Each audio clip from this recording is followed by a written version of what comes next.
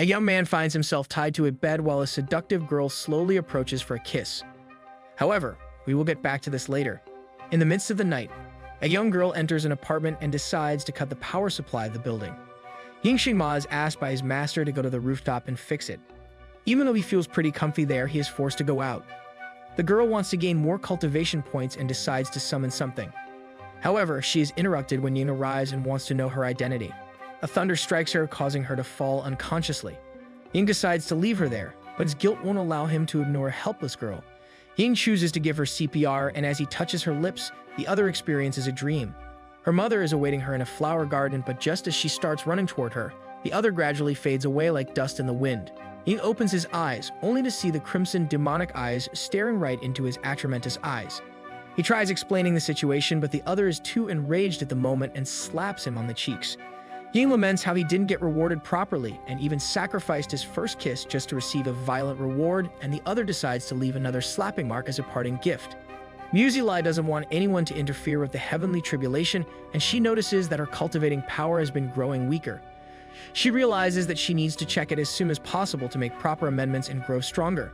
She fears that all of her efforts were for naught. Meanwhile, Ying is trying to sleep when he is revealed to have his secret power. The following morning, he notices that his eyesight has been incredible, and he can even see faraway things more clearly. Just as he is roaming his gazes around, he spots the violent girl from last night. Musi is heading to school when she is interrupted by an admirer, who presents her with a bouquet, although she ignores him straight up. To gain his attention, the other has even bought tickets for her favorite movie. Though she is interrupted, she informs him that she has school and won't be able to see the movie together. Afterward, Ying notices the advertisement board falling to the ground. Beneath it is a young girl who is unaware of the danger approaching her, and he quickly rushes to save her. Just as the board is about to hit her, a mysterious power emerges from his body to protect the stranger. However, due to the strain, he falls unconscious and wakes up at Musi's place, tied to a bed. Ying is astonished to find himself in a certain position, and Musi slowly tries to seduce him. However, her seduction skills are quite useless, and she immediately accepts her defeat. She reveals that he possesses a fragment of her cultivating power, and he has two choices: either die or become immortal together with her. As the two are heading to the rooftop, Ying realizes how beautiful the city looks at night. The other tells him that lurking behind these lights is complete darkness. Ying feels that if cultivating has so many merits, why not help others with this power, help those who are in dire need? However, the other responds that it isn't just black and white, and it's gonna take a whole lot of effort to make a difference. As they arrive at their location, Musi asks whether he wants to take the slow and steady route to bring out his power, or the fastest one. The answer is obviously the fastest one, and the other wants him to jump down from the building. Ying fears that he will be killed, but the other assures him that in order to bring out the best, a person needs to prevail against literal death. And in case he fails, the headlines of tomorrow would be the suicide of a university's security guard. Musi informs him that the fastest route is the safest, as he will likely be hunted down by other practitioners soon enough, and if he succeeds, he will be able to brave them. As there is nothing to be done now, Musi pushes him off, and he thinks of various solutions but cannot seem to unlock his power. Suddenly, he notices Musi jumping down, and after he catches her, the burden is even heavier to bear. Faced with challenges, Ying finally manages to unlock his power and takes her on a flight. In midair, he informs her how even the darkest of places are visible, but the other slams him to the ground.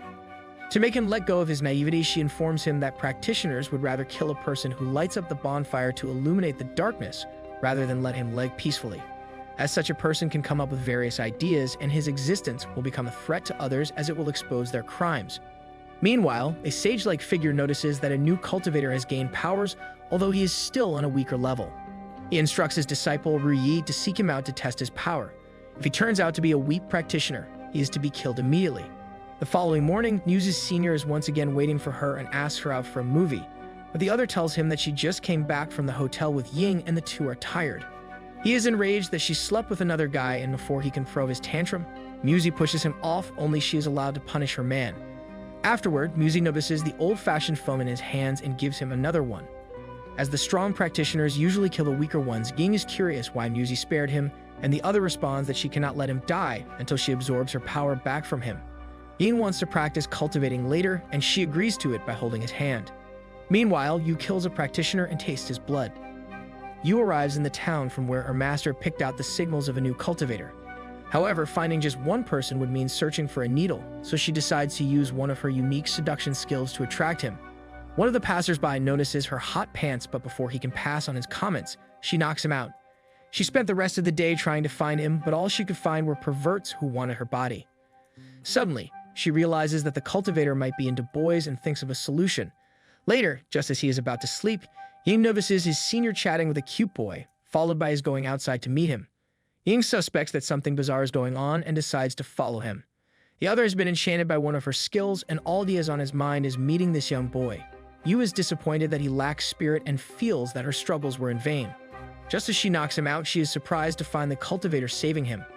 Lai starts clinging to Ying as he believes he is shining armor and wants to know him better. On the other hand, she doesn't have any use for the other guy, so she removes the seduction spell from him, and Lai is shocked that his junior has feelings for him. Ying tries clearing out the situation, but taking care of Yu is more important, and he decides to follow her. He loses her track and she gets the chance to attack sneakily. After he is wounded, to prevent him from dodging any more of her attacks, she uses her seduction skills once more to cage him in her love.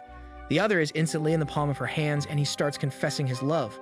She heads to the rooftop to deal with him effectively, and Ying has come prepared. He pulls out a barbecue to propose to her.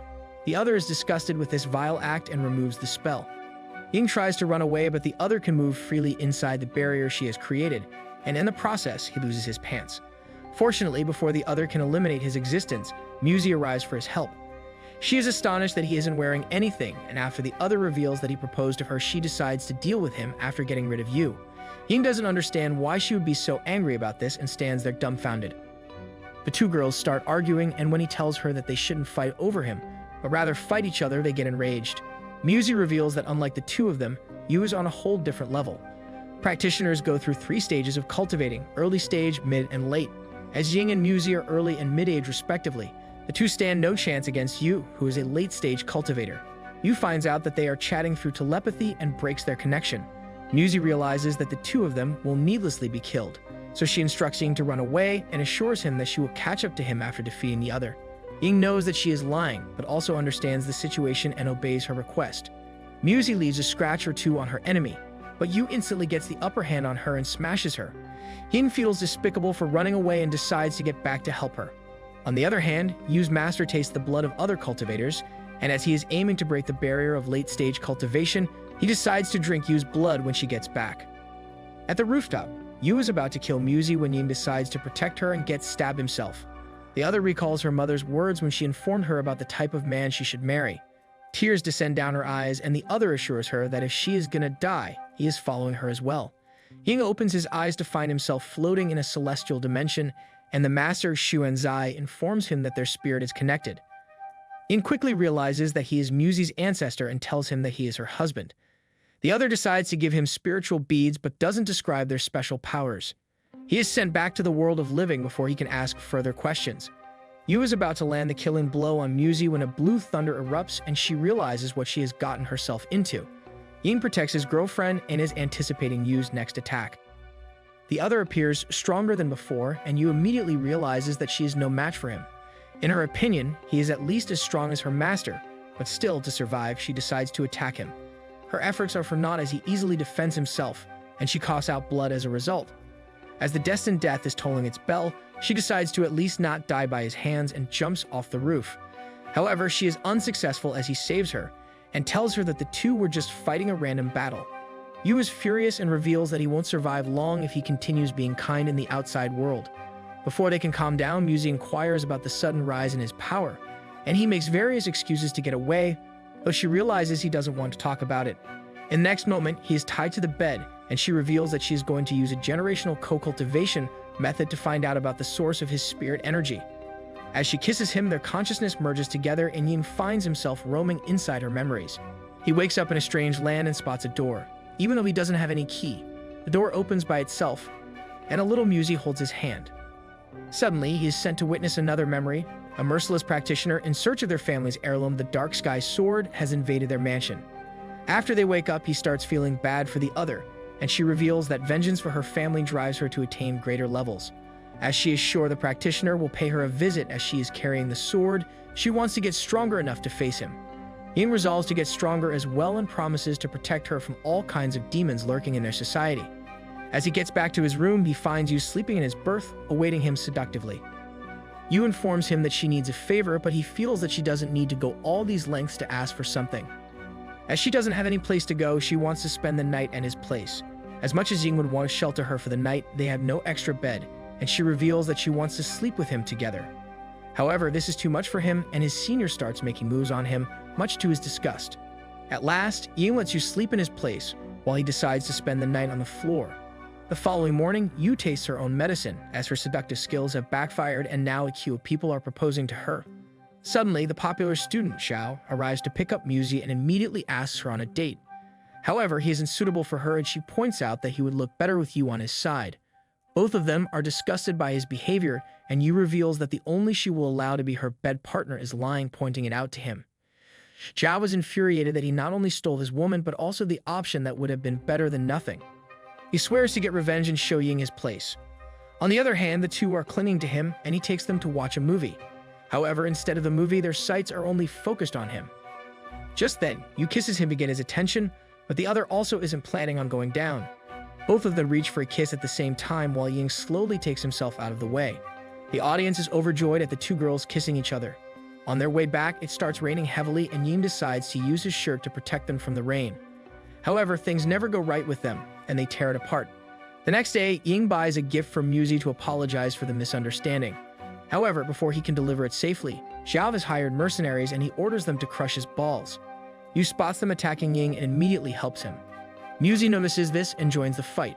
The three eventually prevail, and Xiao is once again left disappointed. After Ying gives the present to Muzi, Yu realizes that she can never beat her and leaves.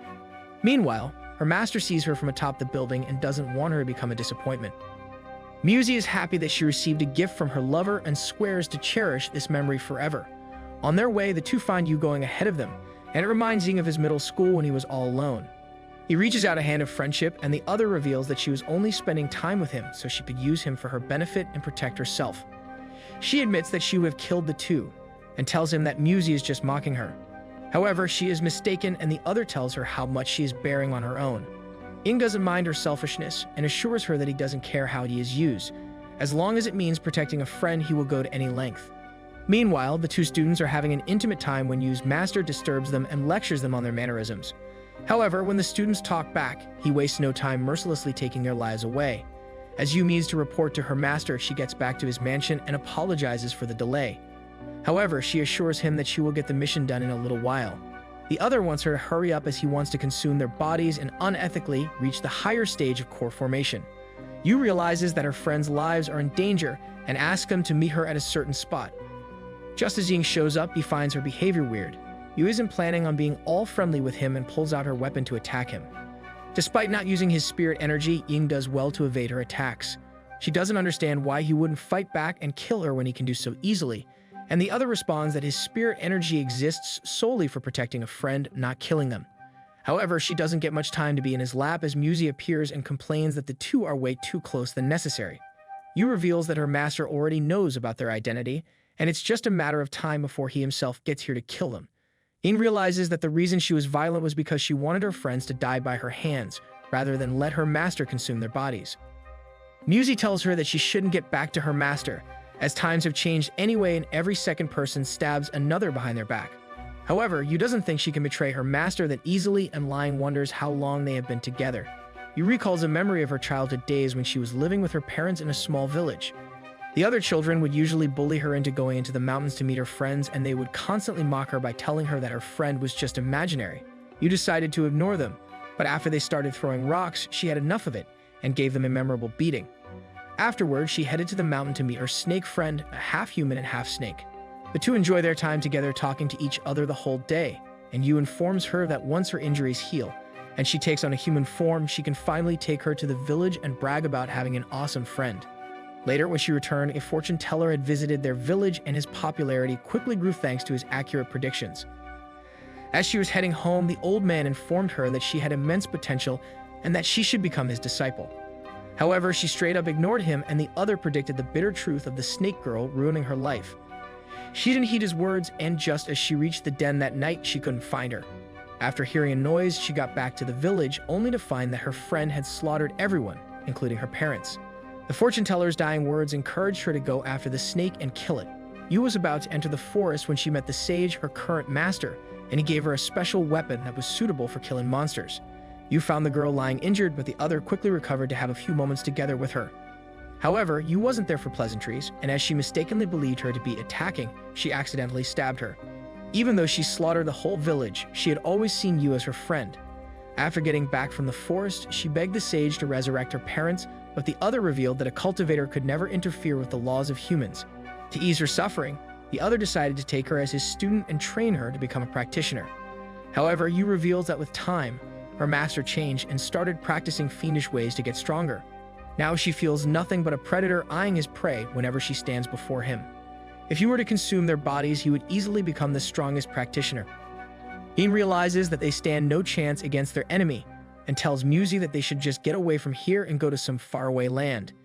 Even though the danger is lurking in their heads, they are living in their fantasy, thinking they will get away so easily from their master. Yu warns them that no matter where they run, her master will catch up to them and bind them to their destiny, their destined death. However, she has a way of helping them. Though she cannot rebel against her master, she reveals that he hasn't finished cultivating to the late stage yet, and if they can somehow find an opportunity to strike him from behind, they can succeed. Musi brings Ying to the hotel, and the other takes it as a sign that they are co-cultivating tonight, but the other soon disappoints him and tells him that they have more stuff to worry about. Musi recalls seeing his spirit and reveals that if they can practice more, they may survive in their battle. She reveals a unique way of summoning their weapon spirits and using them to attain victory against their enemy. She injures his arm, and a spirit manifests from his weapon. Ying is amazed to find the spirit is so elegant, and as dirty as his mind is, he can only think about her proportions. The spirit informs him that she can stand against the enemy, but his spirit level is too low as of now, and she can't maintain a physical appearance for more than a few seconds. She disappears, and Musi advises that they start training soon. Afterward, he decides to summon her again to play with her, but he isn't focused and fails in his efforts. The following day, Zhao encounters him once again, and this time, he has hired weapon hunters to do the job. However, Musi and Yu arrive for his help. The two are quickly caught up in the enemy's trap, but Ying's spirit manages to protect them, enabling them to defeat the foes. The others apologize for their behavior and quickly run away. Meanwhile, Yu's master is keeping an eye on them and is awaiting the day he finally gets a taste of their flesh. Zhao is jealous that he has such a beautiful maid and commands his butler to hire some for him as well, although they are no match for her beauty. After he goes away crying, Musi and Yu finally get a chance to question lying about his weapon. As he had promised the original master not to reveal anything about it, he makes up various things to convince them, but they always find a loophole. Since the weapon spirit's name would give it away, they ask her about it, but she doesn't have any name, and now the subject has changed. Yu comes up with a weird name, but they all are against it as it just means being a slave. Yin wants to name her Ling, and his spirit gladly accepts it. After Yu and Musi go away, Yin wants her help in getting stronger, and she takes him to a different realm. Ling reveals that it is the land inside his weapon, Hun Chan beads, and they can train together to get stronger. However, to be strong enough to utilize her full potential, Ying needs to attain the early stage of Ascended Soul, and after a bit of calculation, they conclude it will take at least 10 years. Fortunately, Ling reveals a different method to get stronger, although it will be severely painful. Ying agrees to it, and the other takes off his shirt to connect with his body. Ying feels as if the whole world has been tossed upon his body, but quickly motivates himself as his suffering can't even be compared to that of his friends. After they are done, Ying feels a whole lot of energy flowing in his body, and just then, a nearby tree attacks him. Ying isn't even trying to attack it, but is amazed that even a little bit of concentration can deal so much damage now thanks to his training. Ling informs him that due to his level, he can use spirit energy to use low-level arts whenever he wants, and he starts flying all over the place. However, Musi contacts him to get back as she has important matters to attend to. She takes them to an adult product shop and reveals that cultivators also do business here. Musi shows them a VIP card, and the assistant allows her to meet with their owner. However, Ying and Ling refrain from following her as they don't have VIP cards. Musi leaves some spirit stones with him so he can buy a weapon for him, and the receptionist decides to show them various materials. Nonetheless, Ying isn't interested in any of them, and she is enraged that they aren't taking the bait. On the other hand, the owner is shocked to find a VIP card holder and reveals that her family was the last one to get her hands on it. Musi wants the most valuable item in the shop, and the owner immediately goes to pick it up. His assistant doesn't believe it is a good idea, but he assures him that it has no use for them, and the jewel can only be used to deflect deathly blows from the enemy. Meanwhile, the receptionist takes him to a secret room, and after consulting with Ling, he picks up an ordinary box. She believes she has scammed him, but once they leave, the owner passes off after hearing that they have given away such a worthy piece for free. Yu reports back to her master, but the other has already seen through her betrayal.